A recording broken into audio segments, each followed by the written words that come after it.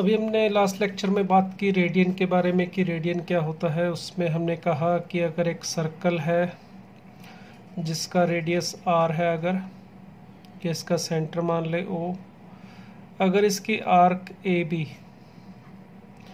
जिसकी लेंथ अगर रेडियस के इक्वल ले ली जाए, ये आर्क है ए बी, तो यहाँ पर जो एंगल बनता है वो बनता है 1 रेडियन। ठीक है, तो उस केस में ये जो आर्क होगी थीटा, ये जो एंगल बना रही है सेंटर पे से हम कह रहे हैं 1 रेडियन एंगल है ये। ठीक है, ये 1 रेडियन की डेफिनेशन थी। अब इसमें हमने ये जो 1 रेडियन है इसके बारे में एक और बात की कि जो 1 रेडियन एंगल होगा वो कांस्टेंट होगा और इसकी वैल्यू आएगी 180 डिग्री अपॉन पाई। ये अप्रॉक्सीमेशन में देखें तो ये 57.32 डिग्री के आसपास आती है। ठीक है, ये एक कांस्टेंट वैल्यू होती है रेडियन, 1 रेडियन, इसके बारे में हमने बात की। नेक्स्ट थिंग, कुछ और पॉइंट्स इसके बारे में देखिए। अगर यहाँ पे ये जो सर्कल है इसकी सेम साइज का, मैं दोबारा यहाँ पे सर्कल बना रहा हूँ, रेडियस उतना ही है हमारा r, और ये इसका सेंटर था O, रेडियस r है। अब अगर मैं इसकी एक और आर्क लेता हूँ, CD मान लेते हैं इसका नाम, और इस CD आर्क की लेंथ अगर मैं मान लेता हूँ L है, और ये यहाँ पर एंगल बना रही है थीटा, तो L, थीटा और R में क्या रिलेशन होगा इसके बारे में बात करते हैं। ये देखिए, जो थीटा की वैल्यू होगी वो डिपेंड करती है L पे, L यानी कि इस आर्क पे। जितना आप आर्क बड़ी लेते जाएंगे उतना ही थीटा भी बढ़ता जाएगा, यानी जो थीटा होता है वो प्रोपोर्शनल होता है किसके, length of the arc L के। तो ये कांस्टेंट ऑफ प्रोपोर्शनलिटी हमने लगाया था इज इक्वल टू हटा के, तो इसको हमने k लिख लिया था, k हमारा कांस्टेंट ऑफ प्रोपोर्शनलिटी था। अब देखिए यहाँ पर हमने कहा कि अगर ये जो लेंथ ऑफ आर्क है वो रेडियस के इक्वल हो तो थीटा की वैल्यू कितनी होगी, 1 डिग्री। इसका अगर इसमें हम यूज़ करें कि अगर L is equal to R है तो theta is equal to 1 radian होगा। तो इसकी वैल्यू यहाँ पे रख दूँ तो 1 radian is equal to k into R। तो देखिए k हमें मिल रहा है 1/r, और ये वैल्यू यहाँ पे रख दे तो देखिए थीटा, L और R में हमें एक रिलेशन मिल रहा है, theta is equal to L/R। ये एक बहुत इंपॉर्टेंट रिजल्ट है जिसका हम यूज़ करेंगे बहुत बार एग्जांपल्स को सॉल्व करने में। मगर यहाँ पर जो बात ध्यान में रखने वाली है वो ये है कि ये जो थीटा की वैल्यू है यहाँ पर जो हमें मिल रही है, यहाँ पे थीटा हमने रेडियन में यूज़ किया था, तो ये वैल्यू जो हमें मिलेगी वो भी रेडियन में ही मिलेगी। इसको ऐसे लिख सकते हो या ऐसे लिख सकते हो, theta is equal to L/R radian. Clear? अगर थीटा की वैल्यू हमें मिलेगी यहाँ पे सॉल्व करके वो भी रेडियन में मिलेगी। अगर हम थीटा को इसमें पुट करना चाहते हैं, जैसे L की वैल्यू ढूंढने के लिए हम फार्मूला बना रहे हैं थीटा इंटू R, हमें थीटा और R दिया हो और हम L को ढूंढना चाहते हैं तो भी ये फार्मूला यूज़ कर सकते हैं। मगर ध्यान ये रखना है कि थीटा की वैल्यू इस फार्मूले में जब अप्लाई करनी होगी वो भी रेडियन में होगी, तभी हम इसे सॉल्व कर सकते हैं, L को फाइंड आउट कर सकते हैं। क्या मतलब है मेरा, देखिए अगर हमें कह दिया जाए एग्जाम्पल एक कि सर्कल का रेडियस है 2 और इसकी एक आर्क है AB, इसकी लेंथ हमें दे दी है 3 और ये थीटा हमें फाइंड आउट करने के लिए कहा जाए, तो देखिए theta is equal to L/R, ये हमारा रूल था, अभी हमने ड्राइव किया फार्मूला। तो इसमें अगर मैं सिंपली इसको रख दूँ तो ये आ रहा है 3/2, मगर ये ध्यान रखिएगा ये जो 3/2 वैल्यू आ रही है वो 3/2 रेडियन में आएगा, ना कि डिग्री में। तो थीटा की वैल्यू 3/2 रेडियन है यहाँ पे। ठीक है, इसी तरह से मैं कह दूँ कि अगर एक सर्कल के अंदर रेडियस था 2 और यहाँ पर ये जो एंगल बन रहा है ये एक आर्क है CD, ये यहाँ पे थीटा जो बना रही है एंगल वो 60 डिग्री बना रही है, तो थीटा दे दिया हमें 60 डिग्री और R की वैल्यू दे दी है 2, और हमें L फाइंड आउट करने के लिए कह दिया जाए। L का मतलब ये CD आर्क की वैल्यू, ये L मान लेते हैं, ये हमें अगर फाइंड आउट करने के लिए कह दी जाए, तो अगर हम इस तरह से फाइंड आउट करें L is equal to theta into R में थीटा की वैल्यू रख दे 60 डिग्री इंटू 2, तो ये गलत आंसर होगा, ये सही नहीं है। कारण कि इसमें हमने थीटा की वैल्यू रख ली है डिग्री के अंदर, तो आप इसको अगर ऐसे 120 बोल दोगे तो ये गलत आंसर है। ठीक है, तो फिर सही आंसर क्या होगा, थीटा की वैल्यू अगर मिलेगी तो भी रेडियन में और रखनी होगी तो भी रेडियन में कन्वर्ट करके। अब कैसे कन्वर्ट करेंगे देखिए, उसके लिए ये रिलेशन पकड़ो। ये आपको थीटा और रेडियन में रिलेशन देगा, pi radian is equal to 180 degree. तो ये एक इम्पॉर्टेंट रिजल्ट है जिसको आप यूज़ कर सकते हो एक से दूसरे में कन्वर्ट करने के लिए। डिग्री को रेडियन में और रेडियन को डिग्री में अगर कन्वर्ट करना है तो इस रिज़ल्ट का यूज़ कर सकते हैं। ठीक है, किस तरह से यूज़ होगा, बहुत ही सिंपल सी बात है। अगर हमें डिग्री में दिया है तो हम रेडियन में कन्वर्ट कर सकते हैं, रेडियन में दिया है तो डिग्री में। 180 डिग्री अगर पाई रेडियन के इक्वल है तो बाय 3 कर दीजिए, 60 डिग्री पाई बाय 3 के इक्वल हो जाएगा। तो ये पाई बाय 3 रेडियन हो जाएगा। अगर आपको इसको 90 डिग्री को पता करना है तो 2 से डिवाइड कर सकते हैं, तो pi by 2 is equal to 90 degree. इसी तरह से पाई बाय 6 करेंगे तो 30 डिग्री, पाई बाय 4 करेंगे तो 45 डिग्री। तो इस तरह से डायरेक्ट आप ध्यान भी रख सकते हैं इनका। ठीक है, अगर कोई और एंगल हो तो इससे बना भी सकते हैं। तो अब अगर मैं यहाँ पे इसकी वैल्यू रखूँ थीटा की, तो देखिए 60 डिग्री एंगल है, तो 60 डिग्री का मतलब पाई बाय 3 रेडियन। तो यहाँ पे रख दीजिए तो ये आ जाएगा कितना, थीटा की value pi by 3 into R हमारे पास था 2, तो answer is 2 pi by 3। Clear. और ये जो लेंथ आ रही है हमारे पास एल की, अगर सपोज आर सेंटीमीटर में है तो ये एल की वैल्यू भी सेंटीमीटर में आएगी। अगर आप इसको और आगे सॉल्व करना चाहो तो तब कर सकते हो जब हमें बोला जाए पाई की वैल्यू क्या लेनी है। अगर कुछ नहीं बोला तो आप इसको ऐसे ही छोड़ दीजिए, यही आंसर होगा। अगर उसने कह दिया है कि पाई की वैल्यू 22/7 है तो आप यहाँ पे 2/3 इंटू 22/7 सॉल्व करके अप्रोक्सीमेशन में आंसर फाइंड आउट कर सकते हैं, 44/21 सेंटीमीटर।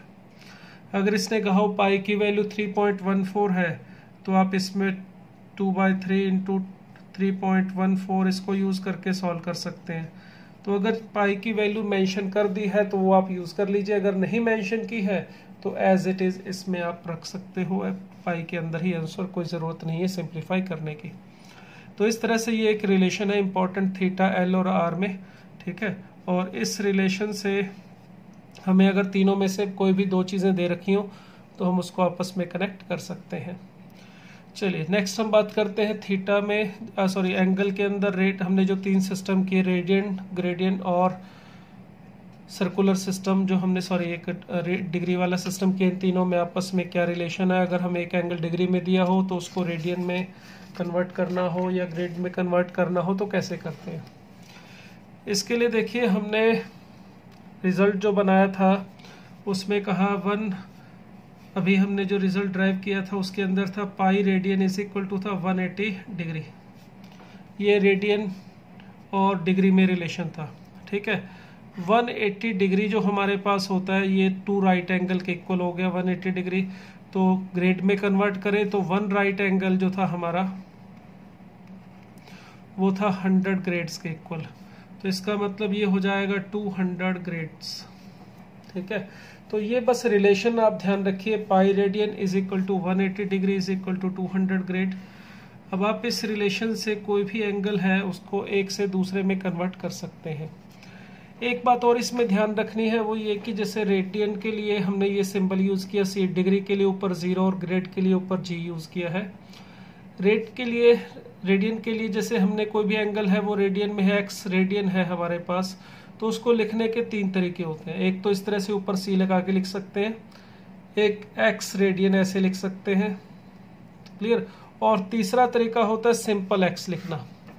तो ये बात याद रखिएगा, सिंपल x लिखा हुआ है, कोई नंबर लिखा हुआ है एंगल में, तो वो रेडियन में ही माना जाता है। जैसे हमें कह दिया जाए sin 1, तो sin 1 में ऊपर कोई सिंबल नहीं लगाया है तो ये माना जाएगा कि ये 1 रेडियन है। ठीक है, अगर हमें कह दिया sin π/3, तो ये अंडरस्टूड है कि π/3 अगर लिखा है और ऊपर कुछ भी C वगैरह डिग्री वगैरह कुछ मेंशन नहीं किया है तो π/3 रेडियन है। तो सिंपल x मीन टू से x रेडियन, ये बात ध्यान में रखिएगा। रियल नंबर लाइन पे भी जैसे हमारे पास ये नंबर पूछा जाए भाई 2 रेडियन कहाँ पर होगा, तो भाई जी ये 1 है तो ये 1 रेडियन भी यहीं पर है, 2 यहाँ पर है तो 2 रेडियन भी यहीं पर है, 3 यहाँ पर है तो 3 रेडियन भी यहीं पर है। तो रियल नंबर लाइन के ऊपर जो सिंपल नंबर होंगे x, वही उसका रेडियन का रिप्रेजेंटेशन भी होगा। तो रेडियन में ये जो c है हमारे पास, इसको ना लिखा जाए तो कोई ज़रूरत नहीं है, लिखा जाए बहुत कम केसेस में ये लिखा जाता है, मोस्टली केसेस में छोड़ दिया जाता है। तो ये अंडरस्टूड होता है। अगर एंगल में कुछ मेंशन नहीं किया, ऊपर c या g या फिर डिग्री का सिंबल कुछ भी नहीं है, तो वो रेडियन में ही माना जाएगा। इस बात को ध्यान में रखना है। तो अब हमें चलिए कहा जाए कन्वर्ट करो भाई 25 ग्रेड्स को डिग्री में, इसको डिग्री में कन्वर्ट करना है। तो क्या तरीका होगा? बहुत ही सिंपल सा। आपको किसको कन्वर्ट करना है? ग्रेड को। किस में कन्वर्ट करना है? डिग्री में। तो इन दोनों को पकड़ो। 200 grades is equal to 180 degree. तो 1 ग्रेड इज इक्वल टू, इसे इधर लाके डिवाइड कर दीजिए, 180 अपॉन 200, दैट इज 9/10 डिग्री। और अगर हमें 25 ग्रेड्स पता करना है तो 25 से मल्टीप्लाई कर दो, 9 into 25/10 which is equal to, cancellation कुछ करेंगे तो 45/2 डिग्री में कन्वर्ट हो जाएगा। क्लियर?